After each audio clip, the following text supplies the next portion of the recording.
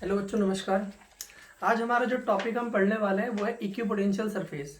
Class 12 की हमारी series चल रही है। प्रीवियस वीडियोस में हमने देखा था, पहले हमने इलेक्ट्रिक पोटेंशियल को पोटेंशियल डिफरेंस को समझा था, फिर इलेक्ट्रिक पोटेंशियल को समझा था, फिर इलेक्ट्रिक पोटेंशियल निकाला था हमने due to a point charge निकाला था। उसके बाद हमने देखा था कि आपका इलेक्ट्रिक डाइपोल की वजह से कैसे हमारा पोटेंशियल निकलता है, एक्सियल इक्वेटोरियल कंडीशन में निकाला था हमने, और देखा था कि इक्वेटोरियल में जीरो हो रहा था। फिर हमने उस पर बेस्ड न्यूमेरिकल्स किए थे। तो आज की वीडियो में हम लोग पढ़ने वाले हैं जो टॉपिक है इक्विपोटेंशियल सरफेस। तो नाम से ही जैसा क्लियर हो रहा है, इक्विपोटेंशियल मींस क्या होता है, ऐसी सरफेस जिसका पोटेंशियल इक्वल होगा उसको इक्विपोटेंशियल कहेंगे। इक्विपोटेंशियल बोलना है तो इक्वल पोटेंशियल। तो एक ऐसी सरफेस, सरफेस मतलब क्या होती है, ऐसी कोई चीज अगर आपको दिख रही है तो दिस इज सरफेस। तो जैसे ये सरफेस है, अगर इस सरफेस के हर पॉइंट का पोटेंशियल सेम होता है तो इस सरफेस को हम इक्विपोटेंशियल सरफेस कह देते हैं। आई बात समझ में? अगर इसके मैं किसी भी पॉइंट को मार्क करूं, चाहे यहां चाहे यहां चाहे यहां, किसी भी पॉइंट को अगर मैं मार्क करता हूं और अगर हर पॉइंट का पोटेंशियल सेम निकल के आता है तो इस सरफेस को मैं क्या बोल दूंगा, इक्विपोटेंशियल सरफेस बोल देंगे। तो हमें देखना है इक्विपोटेंशियल सरफेस की प्रॉपर्टीज को स्टडी करना है। मैं आपको वीडियो की स्टार्टिंग में कुछ चीजें बता देता हूं, पहले आप वैसे ही समझ लीजिए, फिर हम इसके नोट्स बना लेंगे।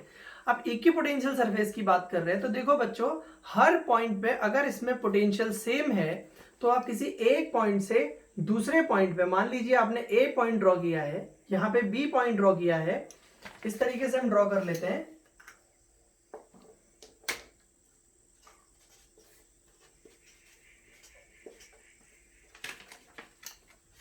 तो अगर ये इक्विपोटेंशियल सरफेस है तो आपने इसमें दो पॉइंट ड्रॉ किए हैं, ए किया है और बी किया है। तो ए पे भी पोटेंशियल वी होगा और बी पे भी पोटेंशियल वी होगा।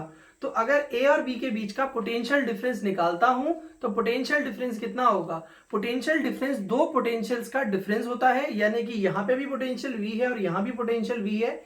वी में से वी माइनस करूंगा तो डिफरेंस कितना आ जाएगा, जीरो आ जाएगा। तो हमने देखा कि इक्विपोटेंशियल सरफेस में पहली बात, हर पॉइंट का पोटेंशियल सेम होता है। दूसरी चीज हमने देखा कि इसके अगर किसी दो पॉइंटों के बीच में आप पोटेंशियल डिफरेंस निकालते हैं तो वो जीरो आता है।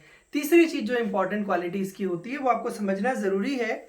इक्विपोटेंशियल सरफेस में अगर आप इलेक्ट्रिक फील्ड की बात करते हैं तो इलेक्ट्रिक फील्ड हमेशा इस सरफेस के परपेंडिकुलर होता है। तो आप ये देखिए, जो मार्कर की डायरेक्शन है, this is the direction of equipotential, this is the direction of electric field. अगर मेरी ये इक्विपोटेंशियल सरफेस है तो इलेक्ट्रिक फील्ड हमेशा इस सरफेस के परपेंडिकुलर होता है। हम इसको प्रूव भी कर सकते हैं, और नहीं तो आपको ऐसे ही नॉलेज में होना चाहिए कि आपका जो इक्विपोटेंशियल सरफेस है उसमें इलेक्ट्रिक फील्ड आपका सरफेस के परपेंडिकुलर होता है। तो आइए हम इसको लिखते हैं और इसके थोड़ा नोट्स बनाने की कोशिश करते हैं। तो हम लिखते हैं, हमने कहा कि हम बात कर रहे हैं equipotential surface.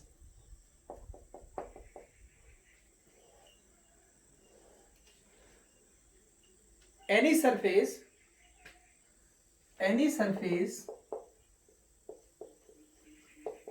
which has same potential at every point on the surface is called equipotential surface.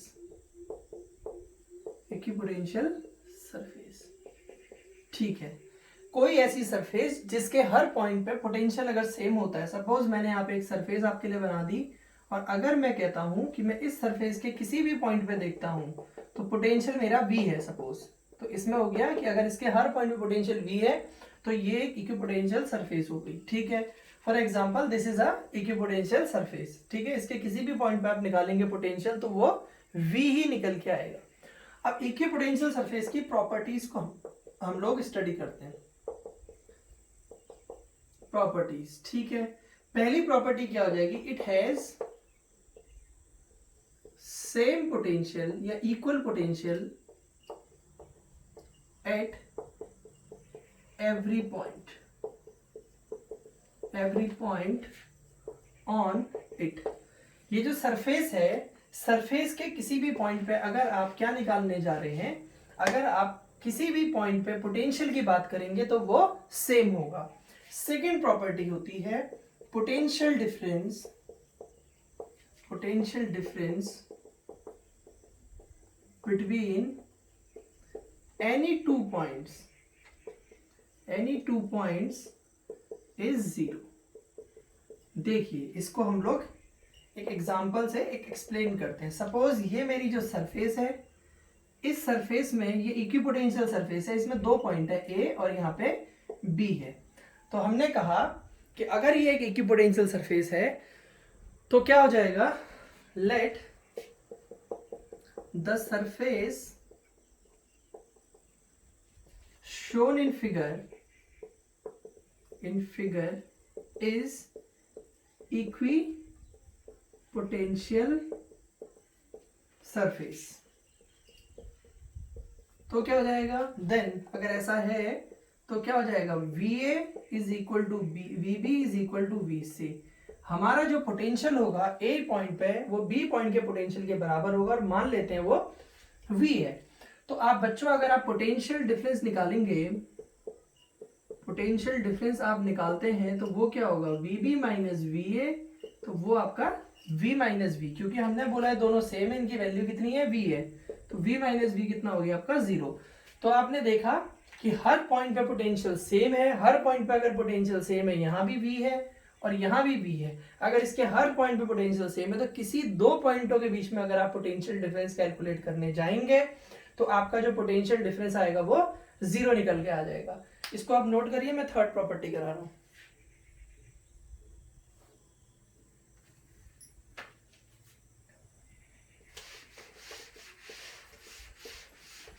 Third property होती है the work done in moving a charge from one point to other in an equipotential surface is 0। अब आप ध्यान दीजिए, आपने कहा कि equipotential surface के किसी एक पॉइंट से आपको दूसरे पॉइंट तक अगर चार्ज को मूव करना है, आपको चार्ज को उठा के यहां से यहां लेके जाना है, तो वर्क डन आपका 0 होता है। कैसे 0 होता है, तो देखिए सपोज फिर से वही मेरी सरफेस है, उसमें मेरा पॉइंट ए है, यहाँ पे पॉइंट बी है, तो इसका पोटेंशियल बी है, इसका पोटेंशियल वी बी होगा, लेकिन इक्विपोटेंशियल सरफेस है तो वी हो जाएगा और यहाँ भी वी हो जाएगा। तो इसमें लिखते हैं एक्सप्लेन, एग्जांपल में कर देंगे फ्रॉम फिगर। अब मैं फिगर को आपको एक्सप्लेन कर चुका हूं। फ्रॉम फिगर क्या है आपका, VA is equal to VB equal to V से ये कैसी सरफेस है आपकी, इक्वी पोटेंशियल, ठीक है। VA is equal to VB equal to V से, तो क्या हो जाएगा, देखो यहाँ पे by definition of potential difference, तो डेल्टा V क्या होता था, यहां हमने कल पढ़ा हुआ था, देखो VB माइनस VA, मान लीजिए यहां से यहां लेके जाने में जो वर्क डन है वो WAB होता है, तो VB minus VA is equal to WAB upon Q0। ठीक है बच्चों, अब आप यहां पे ध्यान से समझिए थोड़ा सा, VB और VA दोनों V है, तो यहाँ पे V माइनस V और Q0 वो चार्जेस इसको आप मूव करा रहे हैं, equal to WAB upon Q0 हो जाएगा। ये 0 हो गया तो आपका WAB कितना निकल के आ जाएगा, WAB इज इक्वल टू 0। क्यों, V माइनस V 0, इसको मल्टीप्लाई करोगे तो 0।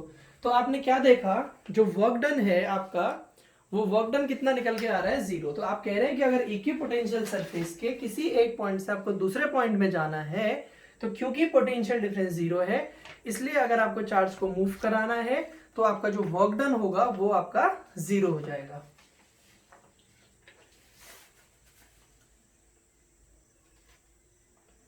ठीक है, फोर्थ प्रॉपर्टी आपकी होती है, मैं इसको हटा देता हूं अभी, थोड़ा सा लिखना आसान हो जाएगा मेरे लिए।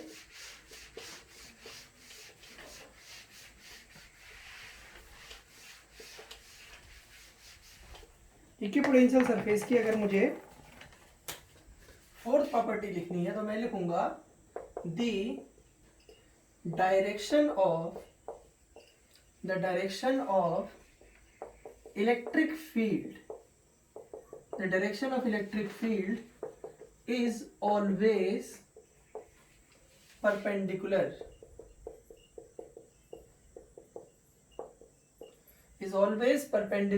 to the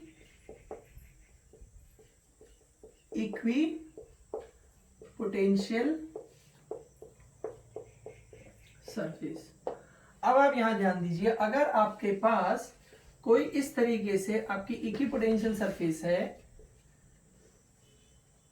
ये आपकी कोई इक्विपोटेंशियल सरफेस है, तो वो कह रहा है कि जो इसके इलेक्ट्रिक फील्ड होगा वो इस सरफेस के परपेंडिकुलर रहता है। ठीक है, अगर आप इस तरीके से कह रहे हैं इसको, आपने बोला सपोज ये एक्स है ये वाई है, तो जो इलेक्ट्रिक फील्ड होगा बच्चों वो इस तरीके से बना दो आप, ये जेड डायरेक्शन में होगा, डायरेक्शन ऑफ इलेक्ट्रिक फील्ड। मतलब जैसे मैंने आपको समझाया था अभी कि जैसे ये मेरे पास एक इक्विपोटेंशियल सरफेस है, तो इक्विपोटेंशियल सरफेस इसके परपेंडिकुलर मतलब ये हो गया, जो इलेक्ट्रिक फील्ड है वो इसके परपेंडिकुलर होगा। जैसे आपकी तरफ को मार्कर आ रहा है तो this is the direction of electric field, वो हमेशा उसके परपेंडिकुलर होगा। तो हमने कहा देखो यहाँ पे कैसे इसको प्रूफ अगर मुझे करना है, तो मेरे पास एक फॉर्मूला होता है बच्चों, जैसे मैंने बच्चों को पढ़ाया हुआ है कि, या नहीं भी पढ़ाया होगा तो क्लास 11 में टॉपिक रहता है, तो एक ग्रेडियंट वर्ड है, क्लास 11 में हम लोग इसको वहीं पे कर लेते हैं। ग्रेडियंट होता है, देखिए आप ग्रेडियंट को समझना थोड़ा सा पहले।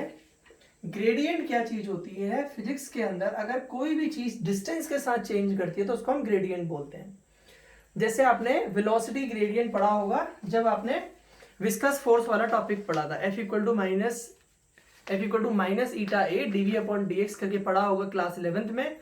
तो dv upon dx velocity distance के साथ चेंज होती है तो उसको वेलोसिटी ग्रेडियंट कहते हैं। आग जला देता हूं, एक लोहे की रॉड को ऐसे आग में लगा देता हूं, तो ये एंड गर्म होगा ये एंड ठंडा होगा, तो टेम्परेचर बच्चों डिस्टेंस के साथ चेंज हो रहा है तो टेम्परेचर ग्रेडियंट, वेलोसिटी चेंज हो रही है वेलोसिटी ग्रेडियंट, टेम्परेचर चेंज हो रहा है टेम्परेचर ग्रेडियंट। तो कोई भी चीज अगर डिस्टेंस के साथ चेंज करती है उसको ग्रेडियंट बोलते हैं। तो इसी तरीके से हमारे पास एक टॉपिक होता है जिसको हम लोग बोलते हैं पोटेंशियल ग्रेडियंट।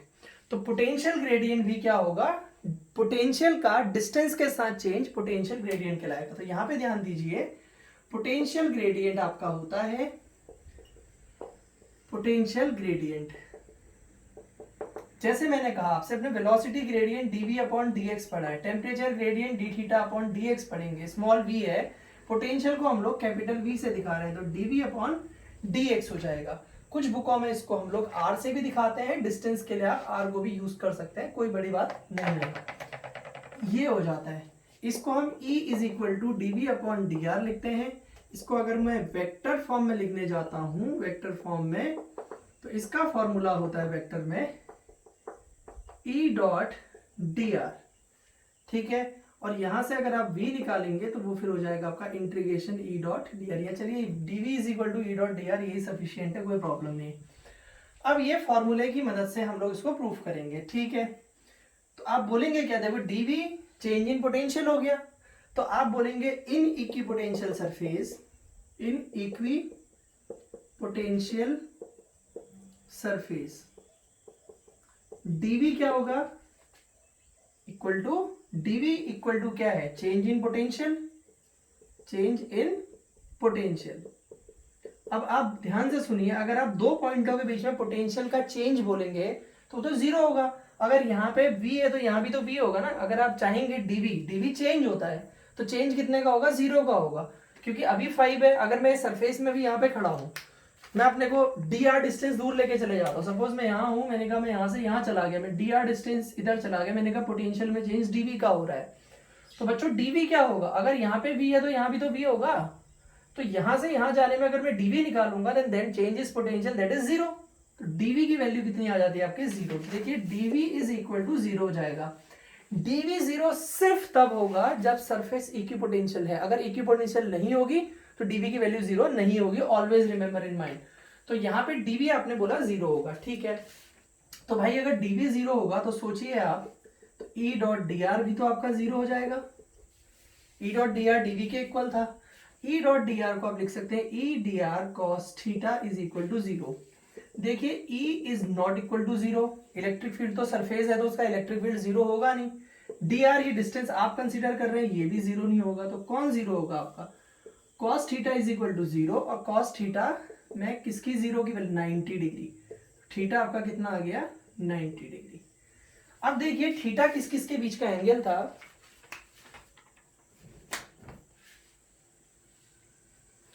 थीटा किस किस के बीच का एंगल था, थोड़ा सा उसको समझते हैं। जैसे आप E डॉट डी आर कर रहे हैं तो एंगल E और मतलब जैसे आप यहां समझिए सरफेस में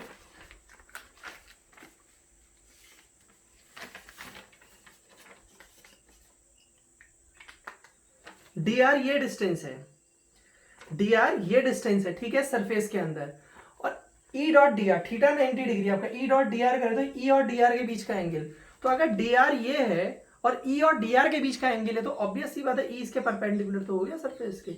डी आर सरफेस में ड्रॉ कर रहे हैं हम लोग, सरफेस में डी आर ड्रॉ कर रहे हैं तो इलेक्ट्रिक फील्ड उस डी आर के परपेंडिकुलर होगा। तो हमने कहा कि यहां पे ध्यान दीजिए, द एंगल बिटवीन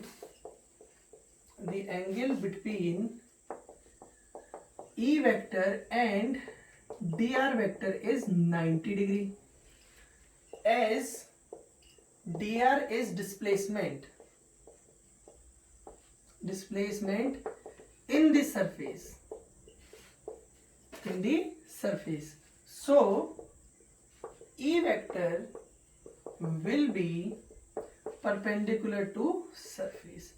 उसने कहा कि अगर E और dr दोनों के बीच का एंगल 90 है और E कहाँ है, dr कहाँ है सरफेस के अंदर, तो E वेक्टर इस सरफेस के क्या होगा परपेंडिकुलर होगा। तो इस तरीके से हम लोग इसको नोट कर लेते हैं।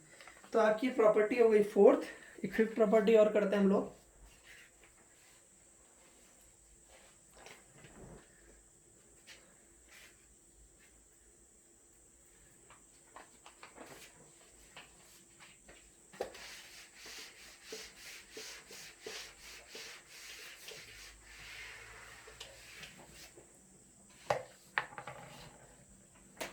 फिफ्थ प्रॉपर्टी हम लोग पढ़ लेते हैं, no two equipotential surface can intersect each other. आपकी जो दो, जैसे मैंने आपको पढ़ाया था कि इलेक्ट्रिक फील्ड लाइंस के बारे में पढ़ाया था कि दो इलेक्ट्रिक फील्ड लाइंस एक दूसरे को इंटरसेक्ट नहीं कर सकती हैं, वैसे ही आपसे बोला जा रहा है कि अगर आपके पास इस तरीके से बच्चों दो इक्विपोटेंशियल सरफेसेस हैं तो आपसे बोला जा रहा है कि ये दो इक्विपोटेंशियल सरफेसेस एक दूसरे को इंटरसेक्ट नहीं कर सकती हैं। देखिए कैसे, ये है आपका, मान लीजिए मैंने ये रखी हुई है, ठीक है, इसकी डायरेक्शन कहाँ होगी, आपकी तरफ, इसके परपेंडिकुलर हो गया, ठीक है। इसको बच्चों मैं ऐसे करके रख देता हूँ यहाँ पे, पर अगर मैं इसको ऐसे रख रहा हूँ तो इसकी डायरेक्शन कहाँ होगी, ऑब्वियस सी बात है ये होगी, इसकी डायरेक्शन ये होगी। तो सोचो अगर ये इंटरसेक्ट करते हैं, जहां पे मैंने होल किया है, मैं इसको ऐसे करके इसके अंदर फंसा दूं तो इसकी डायरेक्शन यहाँ को है और इसके अंदर जो मार्कर होगा या उंगली है आपकी तरफ को आ रही है। तो अगर ये इंटरसेक्ट करेंगे तो इंटरसेक्ट पॉइंट पर इलेक्ट्रिक फील्ड की दो डायरेक्शंस होंगी, जो कि पॉसिबल नहीं है। तो कभी भी हम बोलते हैं कि दो इक्विपोटेंशियल सरफेसेस एक दूसरे को इंटरसेक्ट नहीं करती हैं। तो ये पांचवा पॉइंट हो गया आपका। आप बोल देंगे कि वहां पे अगर हम देखेंगे there will be two directions of electric field lines which is not possible, ठीक है, लिख लीजिए अब इसको, there will be if two equipotential surfaces intersect at the point of intersection there will be two directions of electric field, एक ये हो जाएगी, एक ये वाली हो जाएगी, इसके से perpendicular, which is not possible, ठीक है। आगे बढ़ते हैं।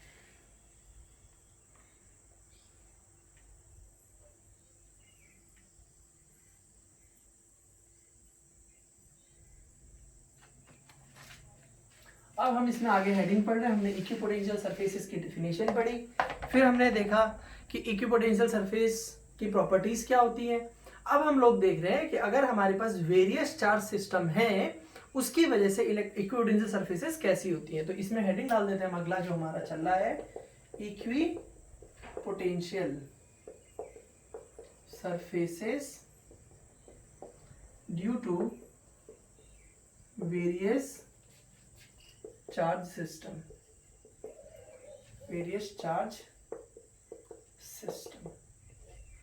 हमारे पास वेरियस चार्ज सिस्टम्स हो सकते हैं। उस वेरियस चार्ज सिस्टम से बच्चों क्या लेना देना है उसको थोड़ा सा समझते हैं। वेरियस चार्ज सिस्टम का मतलब हो गया कि जैसे सपोज यहाँ पे पॉइंट चार्ज है, तो पॉइंट चार्ज है उससे पोटेंशियल इक्विपोटेंशियल सरफेसेस कैसी बनेंगी वो हमें जानना है। हो सकता है कि चार्ज का डिस्ट्रीब्यूशन इसमें हो जाए, तो प्लेन सरफेस में अगर चार्ज का डिस्ट्रीब्यूशन है तो उसकी वजह से इलेक्ट्रिक पोटेंशियल जो हमारी इक्विपोटेंशियल सरफेसेस है वो कैसी होंगी तो देखना है। तो सबसे पहला जो हमारा हेडिंग है वो हम लोग डालेंगे, पहला है equipotential surface, potential surface, equipotential surfaces of a positive charge। कोई अगर पॉजिटिव चार्ज है उससे इक्विपोटेंशियल सरफेसेस कैसी होंगी हमें ये थोड़ा सा देखना है, ठीक है। पॉजिटिव चार्ज का मतलब हो गया, जैसे इसको समझना बहुत आसान है कि आप बोलेंगे कि भाई हमारा जो पोटेंशियल का फॉर्मूला होता है इक्विपोटेंशियल सरफेस मींस ऐसी सरफेस जिसके हर पॉइंट पे पोटेंशियल क्या होगा, सेम होगा। तो आप ध्यान से समझिए, आप बोलिए कि electric potential due to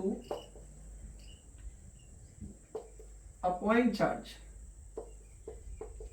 due to a point charge Q at a distance small r is, क्या होगा formula, V is equal to 1/4πε0 Q/r। तो कहने का मतलब है कि अगर आपके पास कोई ये पॉइंट चार्ज प्लस Q है, इससे r डिस्टेंस पे जो पोटेंशियल होगा वो V होगा, ठीक है। अब बच्चों यहाँ ध्यान दो, ये Q फिक्स है, तो आपने यहाँ पे आप इस r डिस्टेंस की बात कर लो, चाहे आप इस r की, चाहे इस r की, आप इस r की, सारे के सारे r की बात कर लो, आप जो भी इससे r बन रहे हैं, हाँ थोड़ा कोई ज्यादा बड़े दिखने चाहिए, r ले लीजिए। तो आप इस तरीके से अगर इनको मिलाते हैं तो ये जो सरफेस बन रही है, जैसे आप मान के चलिए यहाँ पे पॉइंट चार्ज है, इससे r डिस्टेंस पे, यहाँ पे इससे r, अब ऐसे बनाते रहिए इसको, तो आप देखेंगे सारी r डिस्टेंसेस को अगर आप मिला देते हैं तो आपके पास क्या बनने वाली है, इक्विपोटेंशियल सरफेस। तो वो सरफेस के हर पॉइंट पे, locus of all the points, आप ये सोचिए यहां से r डिस्टेंस पे, आप मेरी बात समझिए, पोटेंशियल का formula V equal to 1/4πε0 Q/r है, ये कांस्टेंट है 1/4πε0। Q आपका फिक्स हो गया जिस चार्ज के लिए निकाल रहे हैं, R आपका, अगर आप इससे R डिस्टेंस, फिक्स डिस्टेंस पे देखते हैं, ये R पे, ये R पे, अगर आप सब कुछ सेम रख रहे हो तो पोटेंशियल सेम आएगा। तो वो पॉइंट्स का लोकस जरा मिलाने की कोशिश करो, तो यहाँ पे R होगा, ये R, ये R, ये R, तो वो जो बच्चों लोकस बनेगा वो क्या होगा, आपका जो पाथ बन के निकल के आएगा उस पाथ को हम लोग क्या बोलेंगे, वो एक स्पेयर होगा। तो आप लिखेंगे the locus of all the points at a distance small r from plus Q charge will be a sphere. So equipotential surfaces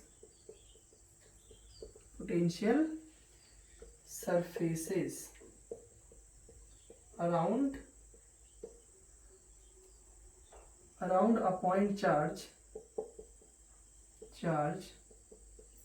will be spherical। कैसी होंगी वो, स्फेरिकल होंगी। तो उसके अच्छा अराउंड अगर आप कोई देख रहे हैं तो वो होंगी आपकी इक्विपोटेंशियल सरफेसेस स्फेरिकल। इसको मैं थोड़ा सा बेहतर डायग्राम बनाने की कोशिश करता हूँ, यहाँ पे ध्यान दीजिए, इसको आपने नोट कर ही लिया होगा शायद।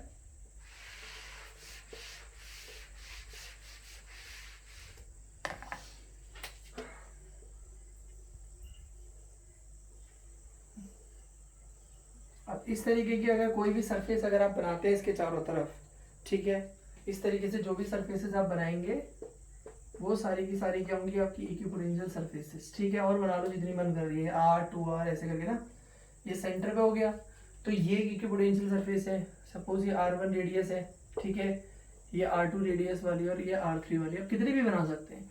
मतलब इसके सेंटर से R1 डिस्टेंस पे जो भी पॉइंट होगा सबका पोटेंशियल V1 होगा, ठीक है। इससे R2 डिस्टेंस से पोटेंशियल, हर पॉइंट का पोटेंशियल V2 होगा और यहाँ पे पोटेंशियल V3 होगा। कितना होगा 1/4πε0 Q अपॉन R3, ये Q यहाँ पे है, इसकी वैल्यू होगी 1/4πε0 Q अपॉन R2 और इसकी वैल्यू होगी 1/4πε0 Q अपॉन R1। तो इस प्लस Q चार्ज से आपका इस तरीके से इलेक्ट्रिक फील्ड लाइंस की डायरेक्शन कोई पूछा है, इलेक्ट्रिक फील्ड तो ये इलेक्ट्रिक फील्ड तो पॉजिटिव से हमने पढ़ी रखा है भाई, आउटवर्ड होगा। तो ये देखिए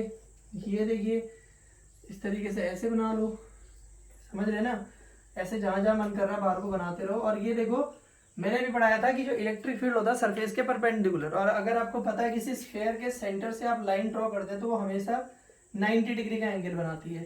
तो ये जो भी लाइन है देखो, ये इससे यहाँ 90 का एंगल बना रही होगी, इससे भी 90, इससे भी 90। तो इलेक्ट्रिक फील्ड लाइंस की डायरेक्शन जो है वो इलेक्ट्रिक फील्ड की डायरेक्शन दिखाएगी। तो इलेक्ट्रिक फील्ड यहाँ पे आपने क्या देखा कि सरफेस के क्या है वो परपेंडिकुलर है। तो इसको बनाओ जल्दी से।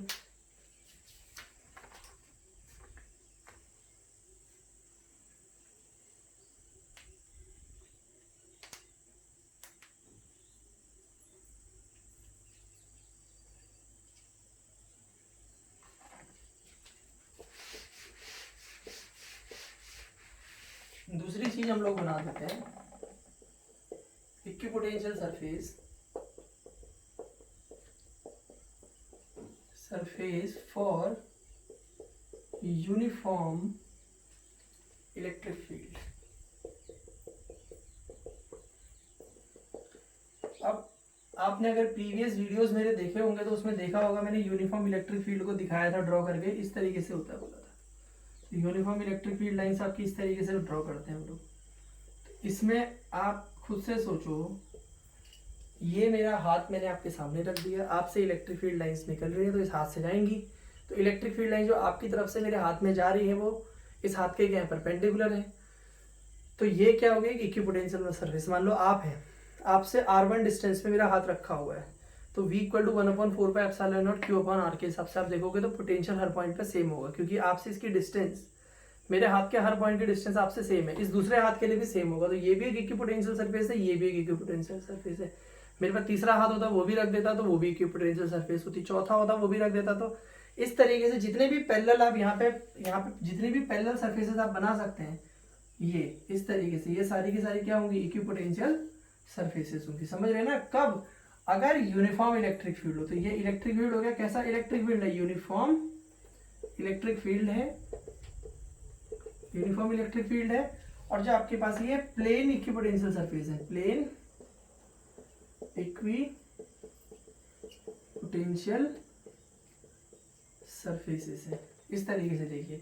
तो आप बोल देंगे कि अगर आपके पास इस तरीके से वैल्यू हो तो आपके पास क्या बनेगा, प्लेन इक्विपोटेंशियल सरफेसेस बनेंगी, जो कि हमने देख ली है।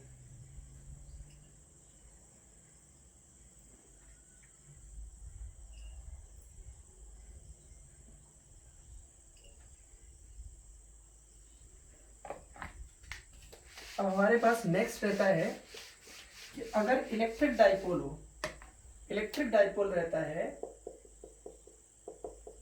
इलेक्ट्रिक डाइपोल के लिए कैसी होती है इलेक्ट्रिक फील्ड लाइंस की जो आपकी बनाते हैं हम लोग। देखो इलेक्ट्रिक डाइपोल आप यहाँ समझते हैं प्लस Q होता है और यहाँ पे आपका माइनस। तो इलेक्ट्रिक फील्ड की डायरेक्शन आप लोग ऐसे, इलेक्ट्रिक फील्ड लाइंस आप ड्रॉ ऐसे कर लेते थे, ठीक है।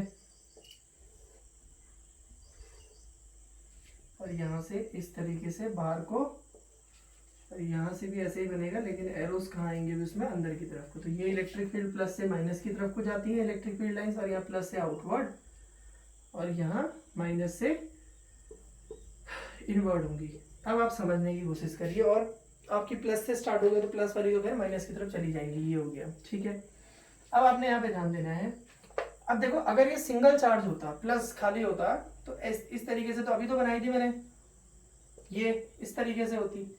लेकिन जब ये डाइपोल होता है तो डाइपोल होने में इक्विपोटेंशियल सरफेसेस ऐसी नहीं बनेंगी। अगर ये डाइपोल हो या दो पॉजिटिव चार्जेस हो, तो जैसे अगर दो पॉजिटिव चार्जेस तो पॉजिटिव पॉजिटिव को रिपेल करेगा और पॉजिटिव नेगेटिव को क्या करेगा, अट्रैक्ट करता है। तो यहाँ पे ध्यान दीजिए, आपको ये देखना होता है कि इलेक्ट्रिक फील्ड कहाँ स्ट्रांग है। तो देखो यहाँ पे अट्रैक्शनल फोर्स लग रहा है प्लस और माइनस के बीच में, तो अट्रैक्शनल फोर्स लग रहा है तो इलेक्ट्रिक फील्ड यहाँ बीच में स्ट्रांग होगा। तो आपके पास जो इलेक्ट्रिक फील्ड लाइंस हैं वो इस तरीके से, यहाँ पे देखो आप इनको नजदीक बनाओगे, यहाँ ऐसे दूर दूर बनाएंगे, इस तरीके से आप समझना, यहाँ नजदीक, यहाँ पे ऐसे दूर दूर बनानी, इधर की साइड दूर बनेंगी, यहाँ नजदीक बनेंगी, देखिए ये क्योंकि अंदर इलेक्ट्रिक फील्ड क्या होगा इसका, स्ट्रॉन्ग होगा। अगर ये पॉजिटिव ये भी पॉजिटिव होता तो पॉजिटिव पॉजिटिव पर रिपेल करता, तो रिपेल करने की वजह से इसके बीच का इलेक्ट्रिक फील्ड कम होता, तो यहाँ लाइनें दूर दूर बनती, जैसे यहाँ ये दूर दूर बन रही है, यहाँ दूर दूर बनती है, और दूर जो होता है वो नजदीक बन रही होती। तो यहाँ भी ऐसी होगा, देखो इसको यहाँ नजदीक बनाना है, यहाँ तुमने दूर कर देना है, यहाँ नजदीक बनाना है, इधर आपने दूर कर देना है, फिर ऐसे यहाँ नजदीक बनाना है, इधर आपने दूर कर देना है। तो this indicating the cloud of potential surfaces, यहाँ पे जो इकट्ठी हो रही हैं ये दिखा रहा है स्ट्रॉन्ग इलेक्ट्रिक फील्ड को, स्ट्रॉन्ग इलेक्ट्रिक फील्ड। इसके कंपैरिजन में यहां इलेक्ट्रिक फील्ड आपका वीक रहेगा इस रीजन में बाहर, मतलब अगर प्लस और माइनस के बीच में देखोगे तो स्ट्रॉन्ग इलेक्ट्रिक फील्ड हो जाएगा, और आपके पास बाहर आप देखते हैं इस जगह पे इलेक्ट्रिक फील्ड आपका वीक रहेगा। तो इसलिए यहाँ पे जो लाइन है दूर दूर बना देनी है आपने, और यहाँ पे आपने ये नजदीक नजदीक बना देनी है। इसका ठीक उल्टा आप करता हूं मैं, इसको जल्दी से बनाओ आप लोग। इसका ठीक उल्टा अगर हम करते हैं, अगर ये दोनों पॉजिटिव होते हैं, अगर ये दोनों पार्टिकल्स पॉजिटिव होते तो क्या होता, पॉजिटिव होंगे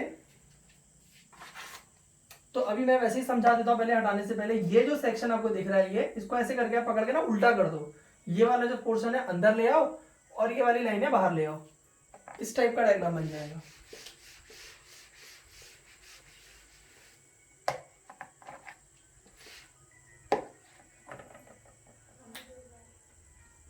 अगर ये दोनों पॉजिटिव हैं ड्यू टू पॉजिटिव चार्जेस, अगर ये दोनों के दोनों पॉजिटिव चार्जेस हैं तो इनकी वजह से क्या होगा, देखिए अगर ये भी पॉजिटिव है और ये भी पॉजिटिव है तो इसकी इलेक्ट्रिक फील्ड लाइंस आपकी बाहर को जाएंगी, इसकी भी इलेक्ट्रिक फील्ड लाइंस आपकी बाहर को जाएंगी, और इस रीजन में ये दोनों क्या करेंगे एक दूसरे को, इस रीजन में दोनों एक दूसरे को क्या करने वाले हैं, आपका ये यहाँ भी रिपेल करने वाले हैं। तो इस तरीके से हम इनकी लाइनों को बना देंगे इस तरीके से। तो जो बीच में इलेक्ट्रिक फील्ड होगा वो वीक होगा और इधर आपका स्ट्रॉन्ग होगा। तो अब अगर लाइंस ड्रॉ करते हैं तो यहाँ वीक फील्ड है, वीक फील्ड रहेगा, ठीक है, क्यों, क्योंकि रिपेल कर रहा है। तो यहाँ पे लाइन है आपकी, आप इधर से शुरू कर लो, इधर से शुरू करके इधर ऐसे दूर कर दो इनको, ठीक है, इसको इधर नजदीक कर दो, इसको इधर ऐसे दूर कर दीजिए, इसको इधर नजदीक कर दीजिए, इधर ऐसे दूर कर दीजिए। तो सेम चीज यहाँ बना दो, इसको आपने नजदीक कर देना है, यहाँ पे आपने इसको दूर कर देना है, ये नजदीक, इसको यहाँ पे ऐसे दूर कर देना है। तो इस तरीके का आपको स्ट्रक्चर बनेगा। अगर आप इसके जनरल स्ट्रक्चर की बात कर रहे हैं तो बीच में लाइनें एक दूसरे से दूर होंगी, और अगर आप दूर देखेंगे तो एक दूसरे के इस तरीके से पास होंगे, और पूरे डायग्राम की बात आप करेंगे तो ये इस तरीके से स्ट्रेट हो जाएगा, यहाँ पे इस तरीके से देखेंगे ये स्ट्रेट लाइन हो जाएगी, और यहाँ पे ऐसे करके इसको इधर मिला दीजिए। तो इस टाइप का स्ट्रक्चर आपको मिल जाएगा कि यहाँ पे लाइनें दूर दूर होंगी और यहाँ लाइनें आपकी पास पास होंगी। तो जहां पे इलेक्ट्रिक फील्ड वीक है, समझ रहे, वीक का मतलब अगर ये दो रिपेल कर रहे हैं तो वीक फील्ड होगा बीच पे, एक बाहर के कंपैरिजन में यहाँ वीक होगा। तो जहां वीक है वहां लाइनें दूर दूर बना देनी है, और जहां पे स्ट्रांग है वहां पे लाइनें आपको नजदीक बना देनी है। तो आई होप आपको इलेक्ट्रिक पोटेंशियल टॉपिक पूरा कंप्लीट हो गया होगा। नेक्स्ट वीडियो में हम लोग नेक्स्ट टॉपिक करेंगे।